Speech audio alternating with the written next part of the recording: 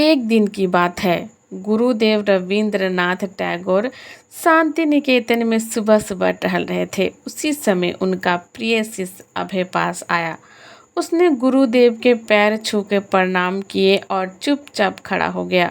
उसके चेहरे पे परेशानी और चिंता साफ झलक रही थी। गुरुदेव ने शिष्य से सुबह सुबह आने का कारण पूछते हुए कहा, बहुत परेशान लग रहे हो। तब शिष्य ने जवाब दिया, हाँ गुरुदेव, मैं बहुत दुखी हूँ। रात भर मुझे नींद नहीं आई। मन में भयंकर चिंता चल रहा है। गुरुदेव ने उसे शांत कराया और उससे कहा कि अपनी चिंता का कारण बिना किसी संकोच के बताओ मुझे। हमेशा ये याद रखें कि खुश रहने की चाबी आपके पास है। चलिए जानते हैं कैसे।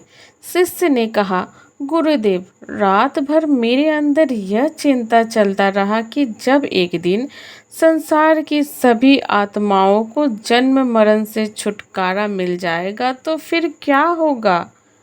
प्रश्न सुनकर पहले तो गुरुदेव मुस्कुराए, फिर गंभीर होकर बोले, पुत्र, तुम्हारा प्रश्न भविष्य से संबंधित रखता है। भविष्य बड़ा रहस्यमय है। यह संसार बड़ा विशाल है। परिवर्तन ही संसार का प्रमुख गुण है।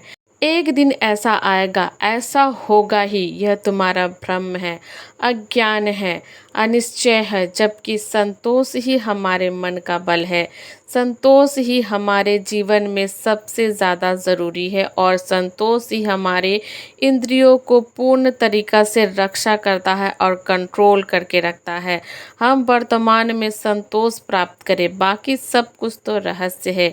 इसीलिए भविष्य की चिंता छोड़ दो। मनुष्य की असली चुनौती भविष्य को देखकर उसकी चिंता करके नहीं है, बल्कि वर्तमान में जीने की कला सीखना है। जीवन के उद्देश्य को समझना और उसे जीना इसी वर्तमान में छिपी हुई है, भविष्य में नहीं। रविंद्रनाथ टैगोर जी के शिष्य को उसके संदेह का समाधान मिल गया था।